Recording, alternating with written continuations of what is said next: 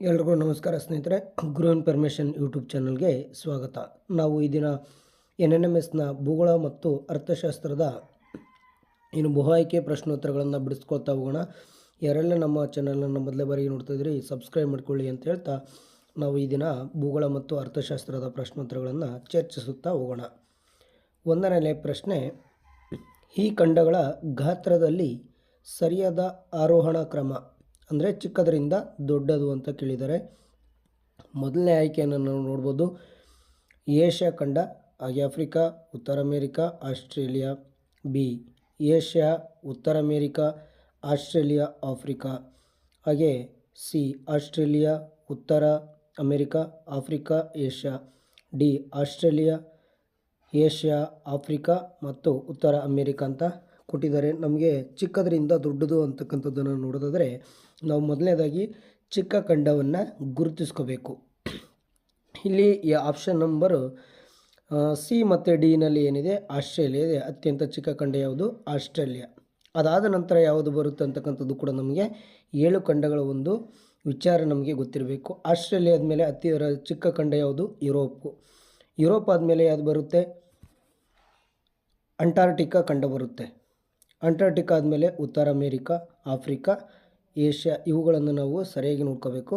ಇಲ್ಲಿ option number ಯಾವುದಂದರೆ C ಸರಿಯಾದಂತಹ ಉತ್ತರ ಆಗುತ್ತೆ. ಆಸ್ಟ್ರೇಲಿಯಾ, ಉತ್ತರ ಅಮೇರಿಕಾ ಮತ್ತು ಆಫ್ರಿಕಾ, ಏಷ್ಯಾ ಖಂಡ ಇವುಗಳು ಏನು ಚಿಕ್ಕದರಿಂದ ದೊಡ್ಡದಾಗಿರ್ತಕ್ಕಂಥ ಖಂಡಗಳನ್ನು ನಾವು ನೋಡ್ಬೋದು ಸ್ನೇಹಿತರೆ. ಇನ್ನು ಎರಡನೇ ಪ್ರಶ್ನೆ, ಉತ್ತರ ಗೋಳವನ್ನು ಭೂಪ್ರಧಾನ ಗೋಳವೆಂದು ಕರೆಯಲು ಏನು ಕಾರಣ ಅಂತ ಕೇಳಿದ್ದಾರೆ.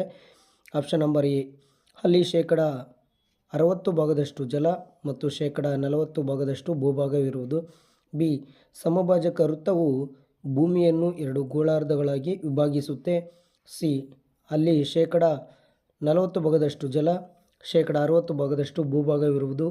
ಡಿ, ಕರ್ಕಾಟಕ ಸಂಕ್ರಾಂತಿ ವೃತ್ತವು ಉತ್ತರ ಗೋಳಾರ್ಧದ ಮೇಲೆ ಹಾದು ಹೋಗುತ್ತದೆ ಅಂತಕ್ಕಂಥದ್ದನ್ನು ಕೊಟ್ಟಿದ್ದಾರೆ. 4 ಆಪ್ಷನ್ಗಳನ್ನು. ಇದರಲ್ಲಿ ಸರಿಯಾದಂಥ ಉತ್ತರವನ್ನು ನಾವು ನೋಡೋದಾದರೆ ಏನು, ಅಲ್ಲಿ 40% ಜಲ ಇದೆ, 60% ಭೂಭಾಗವಿದೆ. ಅತಿ ಹೆಚ್ಚಾಗಿ ಭೂಮಿ ಇರೋದರಿಂದ ಅದನ್ನು ನಾವು ಉತ್ತರ ಗೋಳಾರ್ಧವನ್ನು ಭೂಪ್ರಧಾನ ಅಂತ ಕರಿತೀವಿ ನೋಡ್ರಿ. 60% ಭೂಭಾಗ ಇದೆ, 40% ಜಲ ಇರುವಂಥದ್ದು. ಇನ್ನು ಮೂರನೇ ಪ್ರಶ್ನೆ, ಈ ಸಾಗರಗಳ ಸರಿಯಾದ ಅವರೋಹಣ ಕ್ರಮ. ದೊಡ್ಡದರಿಂದ ಚಿಕ್ಕದು ಅಂತ ಕೊಟ್ಟಿದ್ದಾರೆ. ನೀವು ಅಲ್ಲಿ ಖಂಡಗಳನ್ನು ನೋಡಿದಾಗ ಚಿಕ್ಕದರಿಂದ ದೊಡ್ಡದು ಕೊಟ್ಟಿದ್ದರು. ಇಲ್ಲಿ ಏನು ದೊಡ್ಡದರಿಂದ ಚಿಕ್ಕದು ಅಂತಕ್ಕಂಥದ್ದನ್ನು ಕೊಟ್ಟಿದ್ದಾರೆ. ಇಲ್ಲಿ ಆಪ್ಷನ್ ನಂಬರನ್ನು ನೋಡ್ತಾ ಹೋದರೆ ಎ, ಪೆಸಿಫಿಕ್ ಸಾಗರ, ಅಟ್ಲಾಂಟಿಕ್ ಸಾಗರ, ಹಿಂದೂ ಮಹಾಸಾಗರ, ಅಂಟಾರ್ಟಿಕಾ ಸಾಗರ. ಹಾಗೆ ಬಿ, ಅಂಟಾರ್ಟಿಕ್ ಸಾಗರ, ಹಿಂದೂ ಮಹಾಸಾಗರ, ಅಟ್ಲಾಂಟಿಕ್ ಸಾಗರ, ಪೆಸಿಫಿಕ್ ಸಾಗರ. ಸಿ, ಪೆಸಿಫಿಕ್ ಸಾಗರ, ಅಂಟಾರ್ಟಿಕ್ ಸಾಗರ, ಆರ್ಕಟಿಕ್ ಸಾಗರ, ಹಿಂದೂ ಮಹಾಸಾಗರ, ಅಟ್ಲಾಂಟಿಕ್ ಸಾಗರ. ಡಿ, ಆರ್ಕಿಟಿಕ್ ಸಾಗರ, ಹಿಂದೂ ಮಹಾಸಾಗರ, ಪೆಸಿಫಿಕ್ ಸಾಗರ, ಅಟ್ಲಾಂಟಿಕ್ ಸಾಗರ. ಇಲ್ಲಿ ನಾವು ದೊಡ್ಡದನ್ನು ನೋಡಬೇಕಾದ್ರೆ ಪೆಸಿಫಿಕ್ ಸಾಗರ ಪ್ರಪಂಚದಲ್ಲಿ ಅತಿ ದೊಡ್ಡದಾದಂತಹ ಸಾಗರ. ಇಲ್ಲಿ 2 ಆಪ್ಷನ್ಗಳಲ್ಲಿ ನಾವು ನೋಡ್ಬೋದು, ಎ ಮತ್ತು ಸಿನಲ್ಲಿ ಇದೆ. ಹೌದಾ, ಇದನ್ನು ನಾವು ಗಮನಿಸ್ಕೋಬೇಕು. ನೆಕ್ಸ್ಟ್ ಯಾವುದು ಬರುತ್ತೆ ಅಂತಕ್ಕಂಥದ್ದನ್ನು ನಾವು ನೋಡಬೇಕು. ಪೈಸಾ ಅಂತಕ್ಕಂಥ ಒಂದು ನೆನ್ಪಿಟ್ಕೋಬೇಕು ನೀವು ಇಲ್ಲಿ. ಅದನ್ನು ನೆನ್ಪಿಟ್ಕೊಂಡ್ರೂ ಕೂಡ ನಾವು ದೊಡ್ಡದರಿಂದ ಚಿಕ್ಕದನ್ನು ನಾವು ಸರಿಯಾಗಿ ಕಂಡುಹಿಡಿಬೋದು ಸ್ನೇಹಿತರೆ. ಇದರಲ್ಲಿ ಸರಿಯಾದಂಥ ಉತ್ತರವನ್ನು ನಾವು ಗಮನಿಸೋದಾದರೆ ಸರಿಯಾದಂಥ ಉತ್ತರ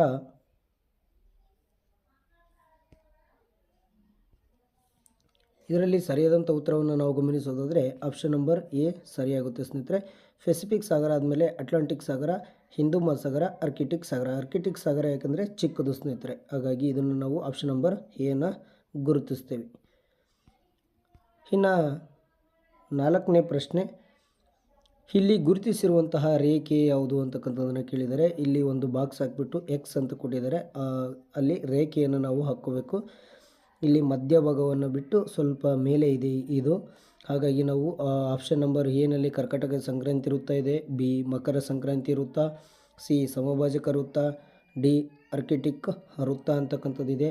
ಇದರಲ್ಲಿ ಸರಿಯಾದಂಥ ಉತ್ತರ ಯಾವುದು ಅಂದರೆ ಕರ್ಕಾಟಕ ಸಂಕ್ರಾಂತಿ ವೃತ್ತ ಸರಿಯಾದಂತಹ ಉತ್ತರ ಆಗುತ್ತೆ ಸ್ನೇಹಿತರೆ. ಯಾಕಂದರೆ ಮಧ್ಯಭಾಗದಿಂದ ಮೇಲೆ ಇದೆ, ಮಧ್ಯದಲ್ಲಿದ್ದಿದ್ರೆ ನಾವು ಸಮಭಾಜಕ ವೃತ್ತವನ್ನು ಹಾಕಬಹುದಿತ್ತು. ಇನ್ನು 5ನೇ ಪ್ರಶ್ನೆ, ಎಕ್ಸ್ ಎಂದು ಗುರುತಿಸಿರುವಂತಹ ಸಾಗರವನ್ನು ಗುರುತಿಸಿ ಅಂತ ಹೇಳಿದ್ದಾರೆ. ಎ ಅಟ್ಲಾಂಟಿಕ್ ಸಾಗರ, ಬಿ ಹಿಂದೂ ಮಹಾಸಾಗರ, ಸಿ ಪೆಸಿಫಿಕ್ ಸಾಗರ, ಡಿ ಆರ್ಕಿಟಿಕ್ ಸಾಗರ ಅಂತಕ್ಕಂಥದ್ದಿದೆ. ನಾವು ಪ್ರಪಂಚದ ಒಂದು ಭೂಪಟವನ್ನು ನೋಡಿದಾಗ ಏನು ಬಲಭಾಗ ಮತ್ತು ಎಡಭಾಗ ಅಥವಾ ಪೂರ್ವದಲ್ಲಿ ಮತ್ತು ಪಶ್ಚಿಮದಲ್ಲಿ ಅತಿ ದೊಡ್ಡದಾದಂತಹ ಸಾಗರ ಇರುವುದು ಪೆಸಿಫಿಕ್ ಸಾಗರ. ಹಾಗಾಗಿ ನಾವು ಇದಕ್ಕೆ ಏನಪ್ಪ ಅಂದರೆ ಸಿ ಸರಿಯಾದಂತಹ ಉತ್ತರ ಆಗುತ್ತೆ ಸ್ನೇಹಿತರೆ. ಇನ್ನು 6ನೇ ಪ್ರಶ್ನೆ, ಇವುಗಳಲ್ಲಿ ಸರಿಯಾದ ದಿಕ್ಕುಗಳ ಒಂದು ಕ್ರಮವನ್ನು ಅಥವಾ ಚಿತ್ರವನ್ನು ಗುರುತಿಸಿ ಸರಿಯಾದಂತಹ ಆಪ್ಷನನ್ನು ಹಾಕಿ ಅಂತ ಕೊಟ್ಟಿದ್ದಾರೆ. ಎ ಉ ಇ ಪು ಆ ದ ನೈ ಪ ವ ಇದೆ. ಇನ್ನು ಬಿ ಉ ವ ಪು ವ ಉ ಆ ಪ ನೈ ಅಂತ ಇದೆ. ಇನ್ನು ಸಿ ಇ ಉ ಆ ಪು ನೈ ವ ಪ ಇ ಅಂತ ಇದೆ. ಇದನ್ನು ನಾವು ಗಮನಿಸಬೇಕು. ಹಾಗೆ ಡಿ ಉ ನೈ ಪು ವ ದ ಇ ಪ ಆ ಅಂತ ಇದೆ. ಇದರಲ್ಲಿ ಸರಿಯಾದಂಥ ಕ್ರಮವನ್ನು ನಾವು ನೋಡೋದಾದರೆ ಉ ಇ ಪು ಆದ ನೈ ಪ ವ ಅಂತಕ್ಕಂಥದ್ದನ್ನು ನಾವು ನೋಡಬೇಕಾಗುತ್ತೆ. ಆಪ್ಷನ್ ನಂಬರ್ 1 ಸರಿಯಾದಂತಹ ಉತ್ತರ ಆಗುತ್ತೆ ಸ್ನೇಹಿತರೆ. ಇನ್ನು 7ನೇ ಪ್ರಶ್ನೆ, ಎಕ್ಸ್ ಎಂದು ಗುರುತಿಸಿರುವಂತಹ ಭಾಗ ಏನಾಗಿದೆ ಅಂತಕ್ಕಂಥದ್ದನ್ನು ಕೇಳಿದ್ದಾರೆ. ಇಲ್ಲಿ ಎ ಜಲಪ್ರಧಾನಗೋಳ, ಬಿ ಭೂಪ್ರಧಾನಗೋಳ, ಸಿ ವಾಯುಗೋಳ, ಡಿ ಶಿಲಾಗೋಳ ಅಂತಕ್ಕಂಥದ್ದಿದೆ. ನೋಡಿರಿ, ನಾವು ಪ್ರಪಂಚದ ಒಂದು ಭೂಪಟವನ್ನು ತೆಗೆದುಕೊಂಡು ಮಧ್ಯದಲ್ಲಿ ಸಮಭಾಜಕ ವೃತ್ತವನ್ನು ಹಾಕಿಕೊಂಡಾಗ ಮೇಲಿನ ಭಾಗ ಮತ್ತು ಕೆಳಗಿನ ಭಾಗವನ್ನು ನಾವು ನೋಡ್ಬೋದು. ಈ ಹಿಂದೆ ಪ್ರಶ್ನೆ ಕೂಡ ಬಂದಿತ್ತು. ಅಲ್ಲಿ ಮೇಲಿನ ಭಾಗವನ್ನು ನಾವೇನಂತ ಕರಿತೀವಿ, ಭೂಪ್ರಧಾನಗೋಳ ಅಂತ ಕರಿತೀವಿ. ಅದೇ ಕೆಳಗಿನ ಭಾಗವನ್ನು ಜಲಪ್ರಧಾನಗೋಳ ಅಂತ ಕರಿತೀವಿ. ಹಾಗಾಗಿ ಇಲ್ಲಿ ನಾವು ಸರಿಯಾದಂಥ ಉತ್ತರವನ್ನು ಗಮನಿಸೋದಾದರೆ ಯಾವುದು, ಆಪ್ಷನ್ ನಂಬರ್ ಎ ಜಲಪ್ರಧಾನಗೋಳ ಆಗುತ್ತೆ ಸ್ನೇಹಿತರೆ. ಇನ್ನು 8ನೇ ಪ್ರಶ್ನೆ, ಎಕ್ಸ್ ಗುರುತಿನ ಪ್ರದೇಶದಲ್ಲಿ ರಚನೆಯಾಗುವ ಶಿಲೆಗಳು ಯಾವುದು ಅಂತ ಕೇಳಿದರೆ. ಎ ಕಣಶಿಲೆಗಳು, ಬಿ ರೂಪಾಂತರ ಶಿಲೆಗಳು, ಸಿ ಅಮೃತ ಶಿಲೆಗಳು, ಡಿ ಅಗ್ನಿ ಶಿಲೆಗಳು ಅಂತಕ್ಕಂಥದ್ದಿದೆ. ಇಲ್ಲಿ ಯಾವುದು ಶಿಲೆಗಳಂದರೆ ಅಗ್ನಿ ಶಿಲೆಗಳು ಉತ್ಪತ್ತಿಯಾಗ್ತಕ್ಕಂಥದ್ದು ಸ್ನೇಹಿತರೆ. ಇನ್ನು 9ನೇ ಪ್ರಶ್ನೆಯನ್ನು ನಾವು ಗಮನಿಸೋದಾದರೆ, ಎಕ್ಸ್ ಎಂದು ಗುರುತಿಸಿರುವ ಪ್ರದೇಶಗಳು ಈ ಉಷ್ಣವಲಯಕ್ಕೆ ಸೇರಿವೆ ಅಂತಕ್ಕಂಥದ್ದನ್ನು ಕೇಳಿದ್ದಾರೆ. ಎ ಸಮೋಷ್ಣವಲಯ, ಬಿ ಉಷ್ಣವಲಯ, ಸಿ ಶೀತವಲಯ, ಡಿ ಧ್ರುವ ಪ್ರದೇಶ ಅಂತಕ್ಕಂಥದ್ದಿದೆ. ಇದರಲ್ಲಿ ಸರಿಯಾದಂಥ ಉತ್ತರವನ್ನು ನಾವು ನೋಡೋದಾದರೆ ಮಧ್ಯಭಾಗವನ್ನು ನಾವು ಏನಂತ ಕರಿತೀವಿ ಅಂದರೆ ಉಷ್ಣವಲಯ ಅಂತ ಕರಿತೀವಿ.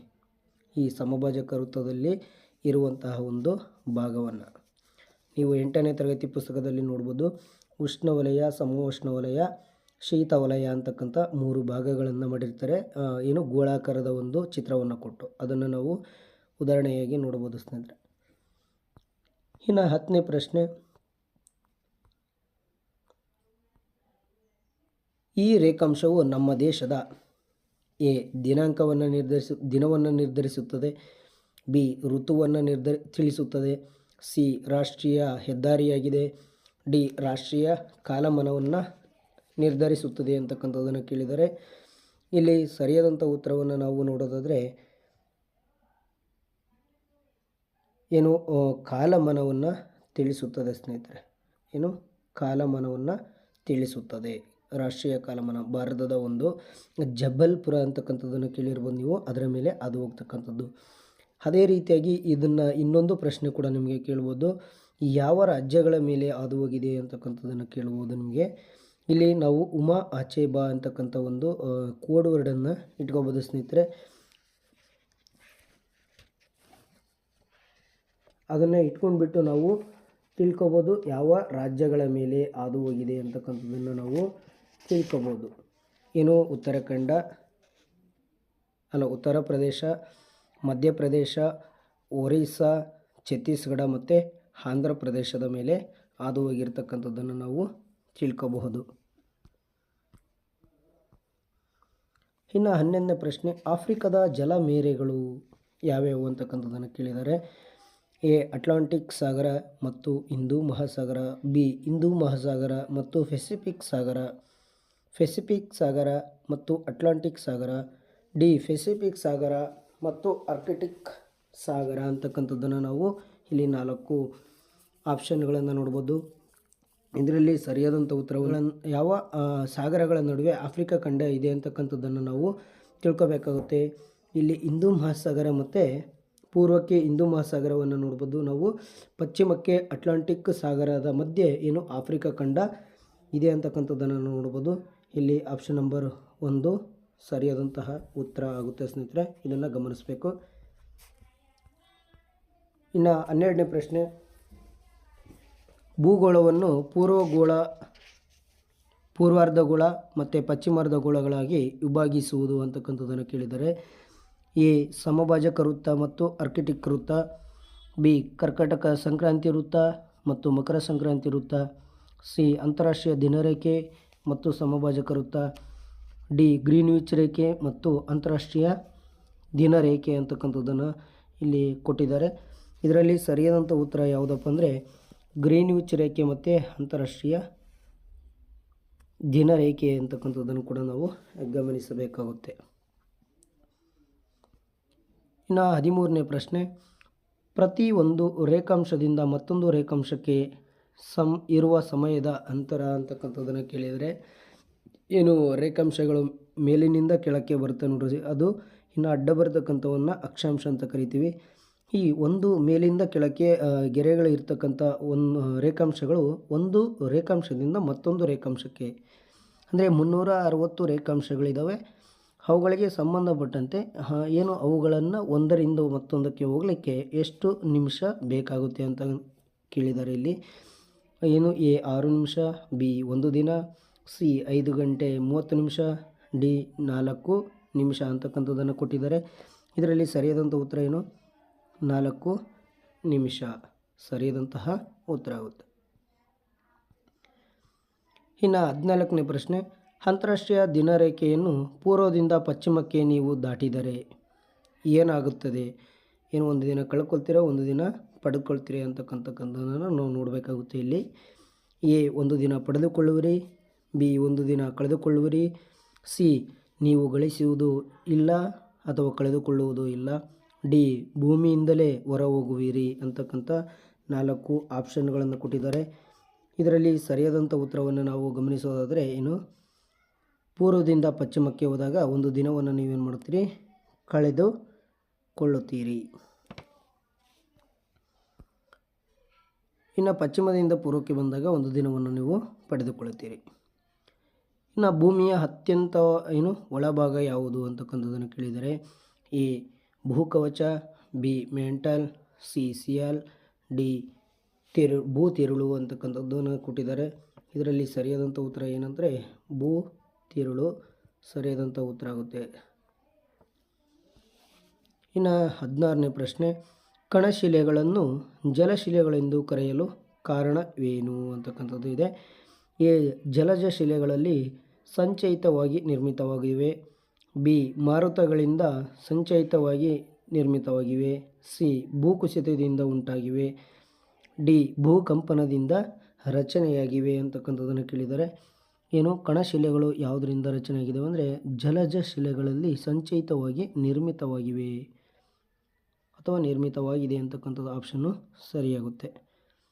ಇನ್ನು 17ನೇ ಪ್ರಶ್ನೆ, ಒಂದು ಸಣ್ಣ ನದಿಯು ಮತ್ತೊಂದು ಪ್ರಧಾನ ನದಿಯನ್ನು ಸೇರಿದಾಗ ಅದನ್ನು ನಾವು ಏನೆಂದು ಕರಿತೇವೆ ಅಂತಕ್ಕಂಥದ್ದನ್ನು ಕೇಳಿದರೆ ಎ ಉಪಕಾಲುವೆ ಎನ್ನುವೆವು, ಬಿ ಉಪನದಿಗಳು ಎನ್ನುವೆವು, ಸಿ ಹಿನ್ನೀರಿನ ಕಾಲುವೆ ಎನ್ನುವೆವು, ಡಿ ಲಗೂನ್ಗಳು ಎನ್ನುವೆವು ಅಂತಕ್ಕಂಥದ್ದನ್ನು ಕೇಳಿದರೆ ಏನು ಒಂದು ಸಣ್ಣ ನದಿಯು ಮತ್ತೊಂದು ಪ್ರಧಾನ ನದಿಯನ್ನು ಸೇರಿದಾಗ ಅದನ್ನು ನಾವೇನಂತ ಕರಿತೀವಿ ಅಂದರೆ ಉಪನದಿ ಅಂತಕ್ಕಂಥದ್ದನ್ನು ಕರಿತೀವಿ ಸ್ನೇಹಿತರೆ. ಆಪ್ಷನ್ ನಂಬರ್ ಬಿ ಸರಿಯಾದಂತಹ ಉತ್ತರ ಆಗುತ್ತೆ.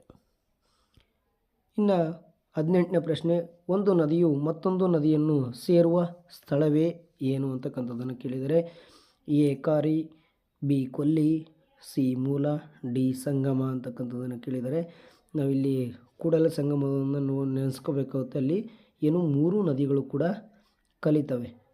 ಹಾಗಾಗಿ ನಾವು ಇಲ್ಲೇನು ಸಂಗಮ ಆಗುವುದು ಅಂತಕ್ಕಂಥದ್ದು ನೆನಪಿರಬೇಕು. ಒಂದು ನದಿ ಮತ್ತೊಂದು ನದಿಯನ್ನು ಸೇರುವ ಸ್ಥಳವೇ ಸಂಗಮ.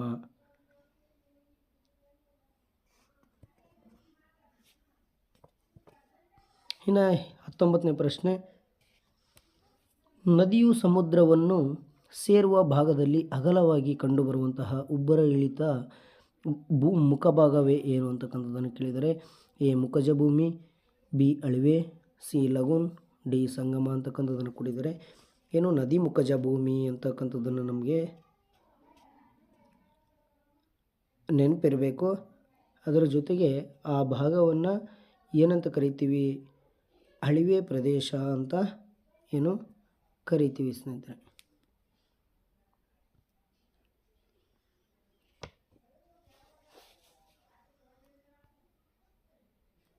ಇನ್ನು 20ನೇ ಪ್ರಶ್ನೆ, ವಾಯುಗುಣ ಬದಲಾವಣೆ, ಮರುಭೂಮಿಗಳ ನಿರ್ಮಾಣ, ನೌಕಾಯಾನದ ಮಾರ್ಗ ಮುಂತಾದವುಗಳ ಮೇಲೆ ಹೆಚ್ಚು ಪ್ರಭಾವ ಬೀರುವಂತಹ ಮಾರುತಗಳು ಯಾವುವು ಅಂತಕ್ಕಂಥದ್ದನ್ನು ಕೇಳಿದರೆ ಇಲ್ಲಿ ಎ ನಿರಂತರ ಮಾರುತಗಳು, ಬಿ ಋತುಮಾನದ ಮಾರುತಗಳು, ಸಿ ಸ್ಥಳೀಯ ಮಾರುತಗಳು, ಡಿ ಆವರ್ತ ಮತ್ತು ಪ್ರತ್ಯಾವರ್ತ ಮಾರುತಗಳು. ಇಲ್ಲೇನು ಮರುಭೂಮಿಗಳ ನಿರ್ಮಾಣ, ನೌಕಾಯಾನದ ಮಾರ್ಗ ಮೇಲೆ ಹೆಚ್ಚು ಪ್ರಭಾವ ಬೀರುವ ಮಾರುತಗಳು ಯಾವುವು ಅಂದರೆ ನಿರಂತರದ ಮಾರುತಗಳು ಸರಿಯಾದಂತಹ ಉತ್ತರ ಆಗುತ್ತೆ. ಇನ್ನು 21ನೇ ಪ್ರಶ್ನೆ, ರಾಶಿ ಮೋಡಗಳನ್ನು ಉಣ್ಣೆ ಗುಡ್ಡ ಎಂದರೆ ಹಿಮಕಣಗಳ ಮೋಡವನ್ನು ಏನೆಂದು ಕರೆಯುತ್ತೇವೆ? ಎ ರಾಶಿವೃಷ್ಟಿ ಎನ್ನುತ್ತಾರೆ, ಬಿ ಪದರು ಎನ್ನುತ್ತಾರೆ, ಸಿ ಹೂಕೋಸು ಎನ್ನುತ್ತಾರೆ, ಡಿ ಕುದುರೆ ಬಾಲ ಎನ್ನುತ್ತಾರೆ ಅಂತಕ್ಕಂಥದ್ದಿದೆ. ಏನು ಹಿಮಕಣಗಳ ಮೋಡವನ್ನು ನಾವು ಕುದುರೆ ಬಾಲದ ಮೋಡಗಳು ಅಂತ ಕರೀತೇವೆ. ಇನ್ನು ಈ ಚಿತ್ರವು ಸೂಚಿಸುವುದು ಅಂತಕ್ಕಂಥ ಪ್ರಶ್ನೆ ಕೊಟ್ಟಿದ್ದಾರೆ. ಇಲ್ಲಿ ಇನ್ನು ಮಧ್ಯದಲ್ಲಿನೇ ಕೊಟ್ಟಿದ್ದಾರೆ, ಸುಮ್ಮನೆ ಕಡಿಮೆ ಅಂತಕ್ಕಂಥದ್ದನ್ನು ಇಲ್ಲಿ ಚಿತ್ರ ಕೊಟ್ಟಿಲ್ಲ. ಇಲ್ಲಿ ಸರಿಯಾಗಿ ನಾವು ಗುರುತಿಸೋದಾದರೆ ಎ ಪ್ರತ್ಯಾವರ್ತ ಮಾರುತ, ಬಿ ಚಕ್ರಾವರ್ತ ಮಾರುತ, ಸಿ ಪರಿಸರಣ ಮಳೆ, ಪರ್ವತಜನಿತ ಮಳೆ ಅಂತಕ್ಕಂಥದ್ದಿದೆ. ಇದರಲ್ಲಿ ಸರಿಯಾದಂಥ ಉತ್ತರವನ್ನು ನಾವು ನೋಡೋದಾದರೆ ಚಕ್ರಾವರ್ತ ಮಾರುತ ಅಂತ ಗುರುತಿಸಬಹುದು. ಇನ್ನು 23ನೇ ಪ್ರಶ್ನೆ, ಮೆಡಿಟೇರಿಯನ್ ಸಮುದ್ರ ಮತ್ತು ಕೆಂಪು ಸಮುದ್ರವನ್ನು ಜೋಡಿಸುವ ಕಾಲುವೆ ಯಾವುದು ಅಂತಕ್ಕಂಥದ್ದನ್ನು ಕೇಳಿದರೆ ಇಲ್ಲಿ ನಾವು ವರ್ಲ್ಡ್ ಮ್ಯಾಪನ್ನು ನೆನಪಿಟ್ಕೋಬೇಕಾಗುತ್ತೆ. ಅದರಿಂದ ಸರಿಯಾಗಿ ಗುರುತಿಸಬಹುದು. ಎ ಸೂಯೆಜ್ ಕಾಲುವೆ, ಬಿ ಪನಾಮ ಕಾಲುವೆ, ಸಿ ಬಂಕಿಂಗ್ಹ್ಯಾಮ್ ಕಾಲುವೆ, ಡಿ ಇಂಗ್ಲಿಷ್ ಕಾಲುವೆ. ಇಲ್ಲಿ ಮೆಡಿಟೇರಿಯನ್ ಸಮುದ್ರ ಮತ್ತು ಕೆಂಪು ಸಮುದ್ರ ಏನು ಏಷ್ಯಾ ಖಂಡದಲ್ಲಿ ಮೇಲೆ ಭಾಗದಲ್ಲಿ ಬರ್ತಕ್ಕಂಥದ್ದು. ಯುರೋಪ್ ಖಂಡವನ್ನು ಕೂಡ ಏನು ಜೈಂಟಿಯಲ್ಲಿ ನಾವು ಅದರ ಮಧ್ಯದಲ್ಲಿ ಕಾಣ್ತೀವಿ ಸ್ನೇಹಿತರೆ. ಅದರ ಪಕ್ಕದಲ್ಲಿ ಏನು ನಮ್ಮ ಆಫ್ರಿಕಾ ಖಂಡ ಇದೆ, ಅದರ ಮಧ್ಯದಲ್ಲಿ ಏನು ಸೂಯೇಜ್ ಕಾಲುವೆ ಅಂತಕ್ಕಂಥದ್ದಿದೆ. ಅದಕ್ಕೆ ಇವುಗಳು ಸೇರ್ತವೆ. ಹಾಗಾಗಿ ನಾವು ಏನು ಸೂಯೇಜ್ ಕಾಲುವೆಯನ್ನು ಸರಿಯಾದಂಥ ಉತ್ತರ ಅಂತ ಗುರುತಿಸುತ್ತೇವೆ. ಇನ್ನು 24ನೇ ಪ್ರಶ್ನೆ, ಈಗಾಗಲೇ ಅತ್ಯಂತ ಸಣ್ಣ ರಂಧ್ರಗಳು ಓಜೋನ್ ಪದರದಲ್ಲಿ ಕಂಡು ಬಂದಿರುವುದು ಇಲ್ಲಿ ಅಂತಕ್ಕಂಥದ್ದನ್ನು ಕೇಳಿದ್ದಾರೆ. ಎ ಉತ್ತರ America, B Asia, C Europe, D Antarctica ಅಂತಕ್ಕಂಥದ್ದನ್ನು ಕೇಳಿದ್ದಾರೆ. ಇದಕ್ಕೆ ಸರಿಯಾದಂಥ ಉತ್ತರವನ್ನು ನಾವು ನೋಡೋದಾದರೆ ಅಂಟಾರ್ಟಿಕಾ ಖಂಡವನ್ನು ನಾವು ನೆನ್ಪಿಟ್ಕೋಬೇಕು. ಇನ್ನು 25ನೇ ಪ್ರಶ್ನೆ,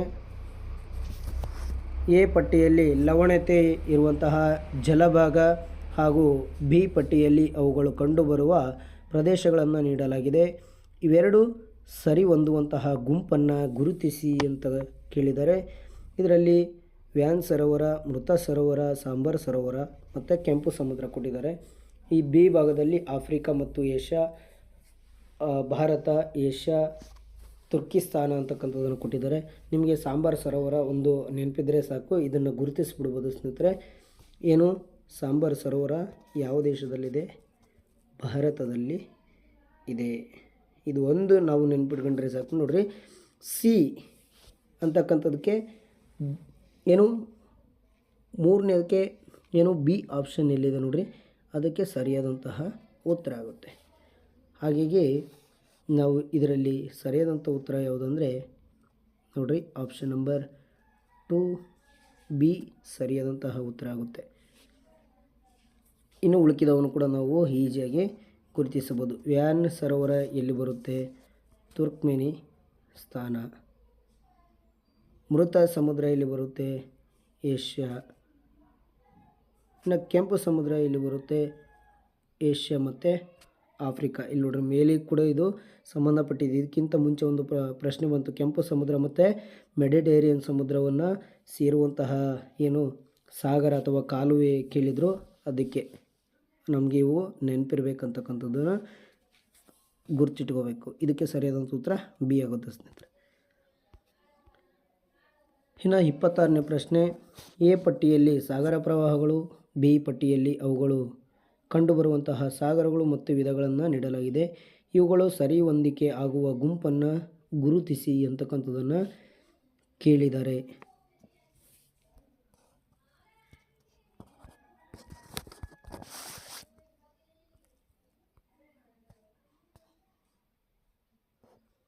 ಇದಕ್ಕೆ ಸರಿಯಾದಂಥ ಉತ್ತರವನ್ನು ನಾವು ಗಮನಿಸಬೇಕಾಗುತ್ತೆ. ಏನೇನು ಪಟ್ಟಿಯಲ್ಲಿದ್ದಾವೆ ಅಂತ ಕುರುಶಿವೋ, ಗಲ್ಫ್ ಸ್ಟ್ರೀಮ್, ಬೆಂಗುಲಾ, ಹಂಬೋಲ್ಟ್, ದಕ್ಷಿಣ ಪೆಸಿಫಿಕ್ ಶೀತೋದಕ ಪ್ರವಾಹ, ದಕ್ಷಿಣ ಅಟ್ಲಾಂಟಿಕ್ ಶೀತೋದಕ ಪ್ರವಾಹ, ಉತ್ತರ ಅಟ್ಲಾಂಟಿಕ್ ಉಷ್ಣೋದಕ ಪ್ರವಾಹ ಮತ್ತು ಉತ್ತರ ಪೆಸಿಫಿಕ್ ಉಷ್ಣೋದಕ ಪ್ರವಾಹ ಅಂತಕ್ಕಂಥದ್ದು ಇದೆ. ಇದಕ್ಕೆ ಸರಿಯಾದಂಥ ಉತ್ತರವನ್ನು ನಾವು ಗಮನಿಸಬೇಕಾಗುತ್ತೆ. ಒಂದು ಏನು ಡಿ ನೆನಪಿರಬೇಕು ಸ್ನೇಹಿತರೆ.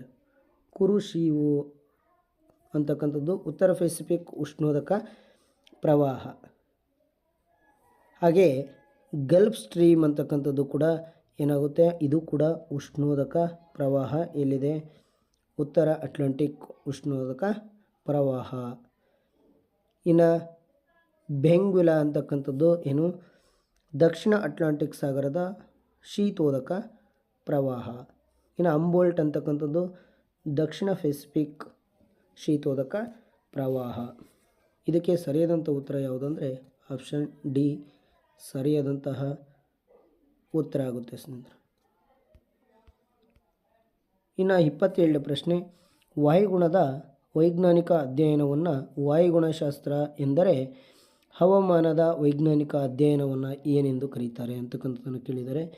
ಎ ಪ್ರಾಕೃತಿಕ ಭೂಗೋಳಶಾಸ್ತ್ರ, ಬಿ ಚರ್ಮಶಾಸ್ತ್ರ, ಸಿ ವಾತಾವರಣಶಾಸ್ತ್ರ, ಡಿ ಭೂಗೋಳಶಾಸ್ತ್ರ ಅಂತಕ್ಕಂಥದ್ದು ಇದೆ. ಇದರಲ್ಲಿ ಸರಿಯಾದಂಥ ಉತ್ತರ ಯಾವುದಪ್ಪ ಅಂದರೆ ಹವಾಮಾನ ಅಥವಾ ವಾಯುಗುಣ.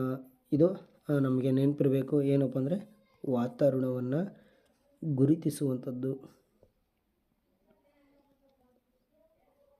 ಇನ್ನು 28ನೇ ಪ್ರಶ್ನೆ, ಎ ಪಟ್ಟಿಯಲ್ಲಿ ಪ್ರದೇಶಗಳು, ಬಿ ಪಟ್ಟಿಯಲ್ಲಿ ಅವುಗಳ ಪ್ರಾಮುಖ್ಯತೆಯನ್ನು ನೀಡಲಾಗಿದೆ.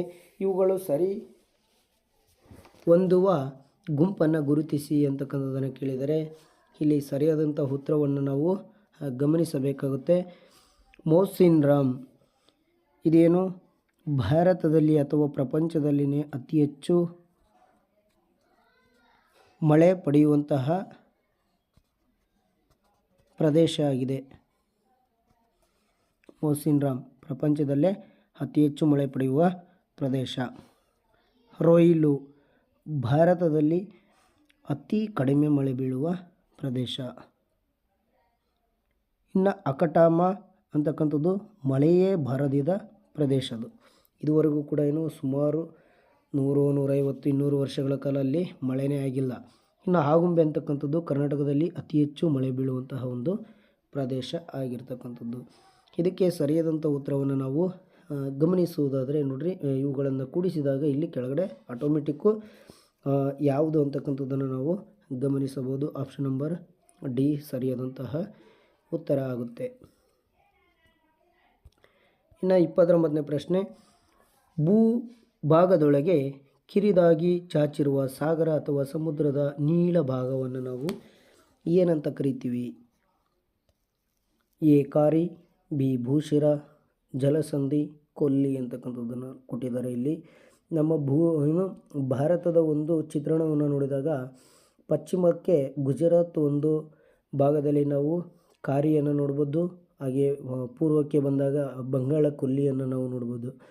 ಇಲ್ಲಿ ಕಿರಿದಾಗಿ ಚಾಚಿರುವ ಅಂತ ಕೇಳಿದರೆ ಇಲ್ಲಿ ವಿ ಶೇಪಲ್ಲಿ ಇರತಕ್ಕಂಥದ್ದನ್ನು ನಾವು ಕಾರಿ ಅಂತ ಕರಿತೀವಿ.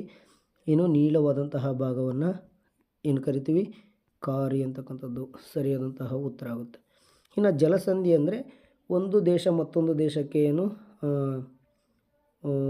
ನೀರಿನ ಒಂದು ಭಾಗದಲ್ಲಿ ಗ್ಯಾಪ್ ಇರುತ್ತೆ, ಅದನ್ನು ನಾವು ಜಲಸಂಧಿ ಅಂತ ಕರಿತೀವಿ. ಇನ್ನು 30ನೇ ಪ್ರಶ್ನೆ, ಒಂದು ಜಲಭಾಗವು 3 ಕಡೆ ಭೂಭಾಗದಿಂದ ಸುತ್ತುವರಿಯಲ್ಪಟ್ಟಿದೆ. ಅದು ಕೊಲ್ಲಿ ಹಾಗೆಯೇ ಒಂದು ಭೂಭಾಗವು 3 ಕಡೆಗಳಲ್ಲಿ ಜಲದಿಂದ ಆವರಿಸಿದ್ದರೆ ಅದನ್ನು ನಾವು ಏನಂತ ಕರಿತೀವಿ ಅಂತ ಕೇಳಿದರೆ ಎ ಕಾರಿ, ಬಿ ದ್ವೀಪ, ಹಾಗೆ ಸಿ ಪರ್ಯಾಯ ದ್ವೀಪ, ಇನ್ನು ಡಿ ಭೂಶಿರ ಅಂತಕ್ಕಂಥದ್ದಿದೆ. ನಾವು ದ್ವೀಪ ಅಂದಾಗ ಸುತ್ತಲೂ ಕೂಡ ನೀರಿರುತ್ತೆ. ಇಲ್ಲಿ 3 ಕಡೆ ನೀರಿದ್ದು ಒಂದು ಕಡೆ ಭೂಮಿ ಇದ್ದರೆ ಅದನ್ನು ನಾವೇನಂತ ಕರಿತೀವಿ, ಪರ್ಯಾಯ ದ್ವೀಪ ಅಂತಕ್ಕಂಥದ್ದನ್ನು ನಾವು ನೆನಪಿಸ್ಕೋಬೇಕಾಗುತ್ತೆ.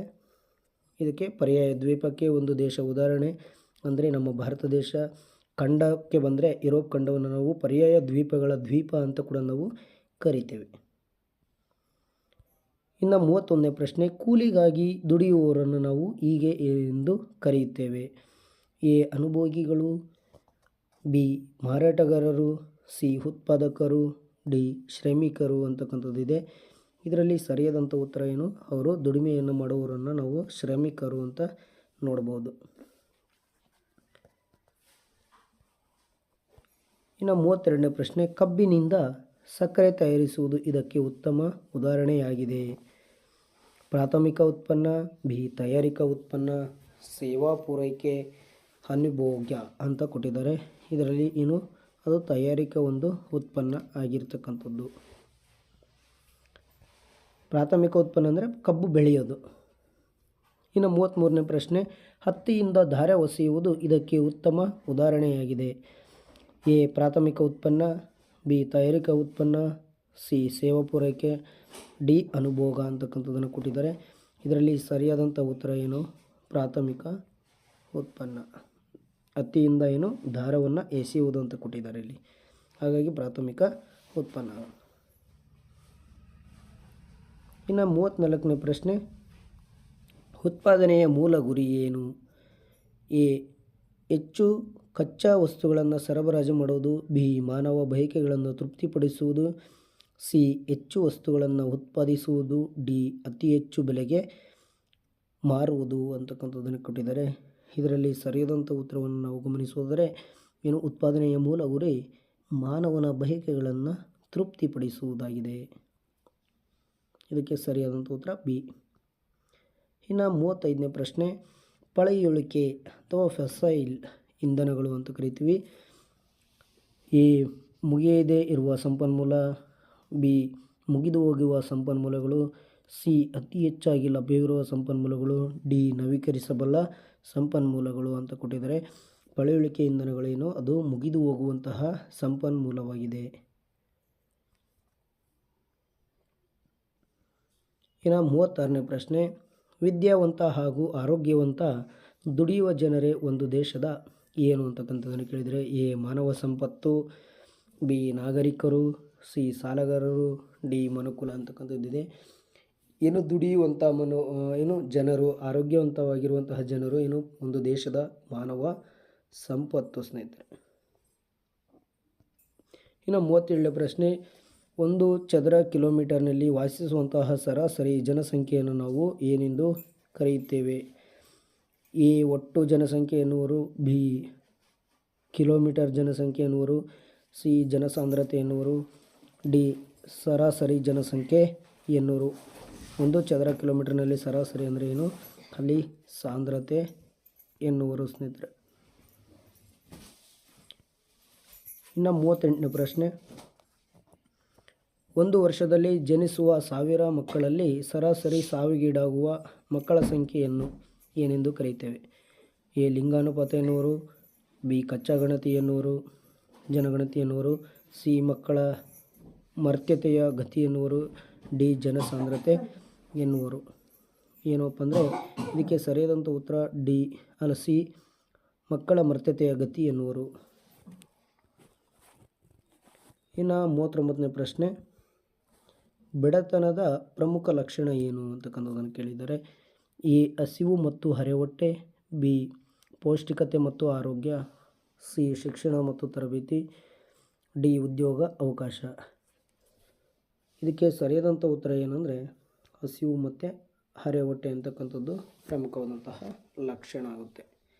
ಯಾಕೆಂದರೆ ಹಸಿವು ಹರೆಹೊಟ್ಟೆ ಇದ್ದರೆ ಇನ್ನೆಲ್ಲೇ ದುಡಿತಾರೆ. 40ನೇ ಪ್ರಶ್ನೆ, ನಿಸ್ಸಹಾಯಕ ವೃದ್ಧರಿಗೆ ವೃದ್ಧಾಪ್ಯ ವೇತನ ನೀಡಲು ಕೈಗೊಂಡಿರುವಂತಹ ಯೋಜನೆ ಯಾವುದು ಅಂತಕ್ಕಂಥದ್ದನ್ನು ಕೇಳಿದರೆ. ಎ ಯಶಸ್ವಿನಿ ಯೋಜನೆ, ಬಿ ಸಂಧ್ಯಾ ಸುರಕ್ಷಾ ಯೋಜನೆ, ಇಂದಿರಾ ಆವಾಸ್ ಯೋಜನೆ, ಡಿ ಪ್ರಧಾನಮಂತ್ರಿ ಗ್ರಾಮೋದಯ ಯೋಜನೆ ಅಂತಕ್ಕಂಥದ್ದನ್ನು ಕೇಳಿದರೆ. SSY ಸಂಧ್ಯಾ ಸುರಕ್ಷಾ ಯೋಜನೆ. ಸರಿಯಾದಂಥ ಉತ್ತರ ಬಿ. ಇದಿಷ್ಟು ಕೂಡ ಏನು ಭೂಗೋಳ ಮತ್ತು ಅರ್ಥಶಾಸ್ತ್ರದ ಪ್ರಶ್ನೋತ್ತರಗಳಾಗಿದೆ ಸ್ನೇಹಿತರೆ. NNMSಗೆ ಸಂಬಂಧಿಸಿದಂತಹ ಇವಿಷ್ಟು ಕೂಡ ನಿಮಗೆ ಇಷ್ಟವಾದಲ್ಲಿ ಏನು ಈ ಚರ್ಚಾ ಪದನ ಶೇರ್ ಮಾಡಿ, ಸಬ್ಸ್ಕ್ರೈಬ್ ಮಾಡಿ ಅಂತ ಹೇಳ್ತಾ ಧನ್ಯವಾದಗಳನ್ನ ಕೇಳ್ತಾ ಇದ್ದೀನಿ ಸ್ನೇಹಿತರೆ.